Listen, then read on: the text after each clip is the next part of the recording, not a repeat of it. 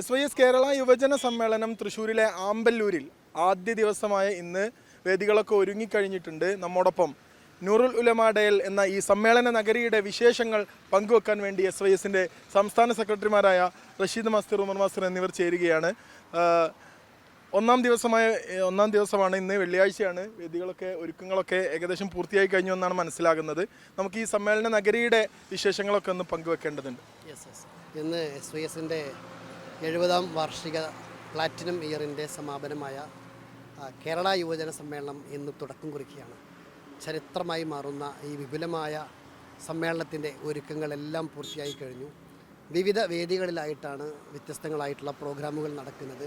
ഏറ്റവും പ്രധാനമായി ഈ നഗരിയുടെ നാമകരണം ചെയ്തിരിക്കുന്നത് ഈ പ്രസ്ഥാനത്തിൻ്റെ ഏറ്റവും ദിഷണാപൂർവം കൊണ്ടു നടന്ന വലിയ പണ്ഡിത വര്യറായിരുന്ന ബഹുമാനപ്പെട്ട നൂറുൽ ഉലമയെ അനുസ്മരിച്ചുകൊണ്ട് നൂറുൽ ഉലമ ഡെയിൽ എന്ന പേരിലാണ് ഈ കേരള യുവജന സമ്മേളനത്തിൻ്റെ വേദികൾ ക്രമീകരിച്ചിരിക്കുന്നത്.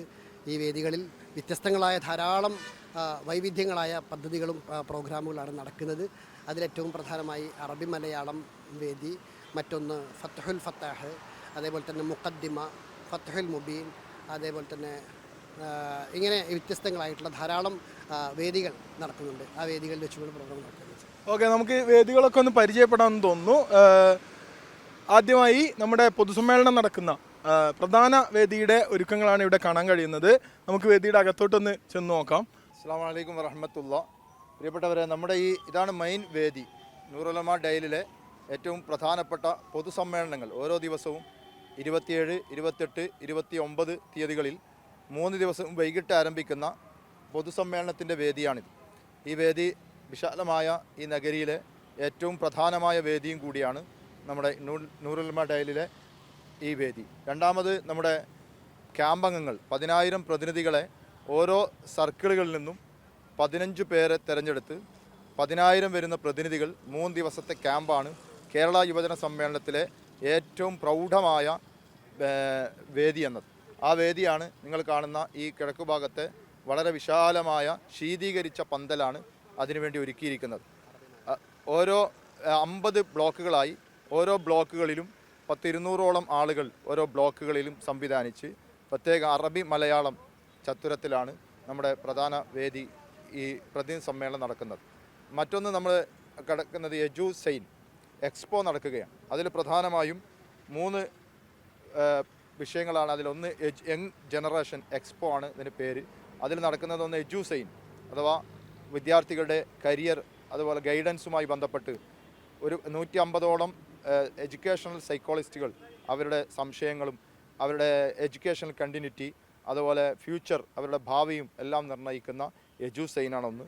മറ്റൊന്ന്, വിശാലമായ 20-25ഓളം പ്രസാധകർ സംഗമിക്കുന്ന വലിയ പുസ്തകമേളയാണ്.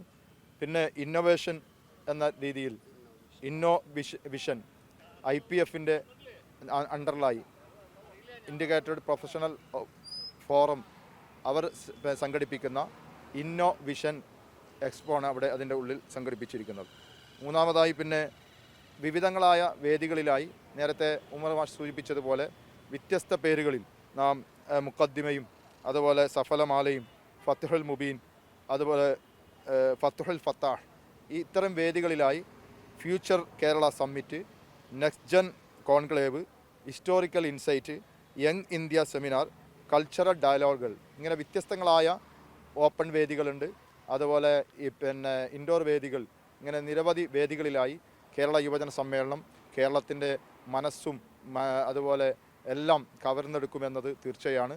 ഈ മഹാസമ്മേളനത്തിലേക്ക് നിങ്ങളെയൊക്കെ വളരെ ഹൃദയപൂർവ്വം സ്വാഗതം ചെയ്യുകയാണ്. നഗരിയിലെത്തുന്ന പ്രതിനിധികൾക്കും അതുപോലെ അതിഥികൾക്കൊക്കെ പ്രാർത്ഥനാ സൗകര്യം അതുപോലെ ഭക്ഷണ സൗകര്യം ഇതൊക്കെ എങ്ങനെയാണ്? വിശാലമായ 2 ഹാളുകളാണ് പ്രാർത്ഥനയ്ക്ക് വേണ്ടി നാം സജ്ജീകരിച്ചിരിക്കുന്നത്. എക്സ്പോൻ്റെ പിറകിലായിട്ടാണ് ആ വേദി ഒരുക്കിയിരിക്കുന്നത്. അതുപോലെ ഭക്ഷണത്തിന് വിശാലമായ പന്തൽ നാം ഒരുക്കിയിട്ടുണ്ട്. പ്രതിനിധികൾക്കുള്ള ഭക്ഷണം അവരുടെ സീറ്റുകളിലേക്ക് തന്നെ ഇരിപ്പിടങ്ങളിലേക്ക് വിതരണം ചെയ്യുന്ന സംവിധാനമാണ് നാം കണ്ടെത്തിയിരിക്കുന്നത്. ഇത്രയും വിശാലമായ ഈ സമ്മേളനത്തിൻ്റെ പ്രതിനിധികൾക്കുള്ള ഭക്ഷണ സംവിധാനങ്ങൾക്ക് ആവശ്യമായിട്ടുള്ള എല്ലാ വിഭവങ്ങളും നമ്മുടെ സംസ്ഥാനത്തെ വിവിധങ്ങളായ ജില്ലകളിൽ നിന്ന് പ്രവർത്തകർ അവർ സമാഹരിച്ചതും അവർ കൃഷി ചെയ്തുണ്ടാക്കിയതുമായിട്ടുള്ള വിഭവങ്ങളാണ്. ഗ്രീൻ ഗിഫ്റ്റ് എന്ന പേരിൽ ഓരോ ജില്ലയിൽ നിന്നും വ്യത്യസ്തങ്ങളായ ധാരാളം ധാന്യങ്ങളും പച്ചക്കറികളും അതേപോലെ തന്നെ വളർത്തിപ്പോറ്റി വളർത്തിയ ആടുമാട് ഉൾപ്പെടെയുള്ള എല്ലാ സംവിധാനങ്ങളും വിഭവങ്ങളായിട്ട് ഗ്രീൻ ഗിഫ്റ്റ് ഇതൊരു സമ്മേളന ചരിത്രങ്ങളിലൊരു പുതുമയുള്ള ഒരു സംവിധാനമായിട്ട് മാറും, ഒരു സംശയമില്ല.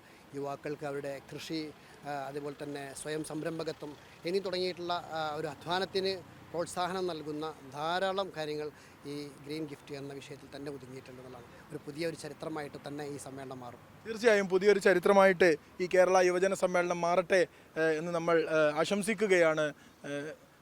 യുവജന സമ്മേളന നഗരിയിൽ നിന്ന്, നൂറുൽ ഉലമ ഡയലിയിൽ നിന്ന് എല്ലാ വിശേഷങ്ങളും നിങ്ങളുമായി പങ്കുവെക്കാൻ 17 സ്റ്റോറീസ് ഇവിടെ സജ്ജമാണ്.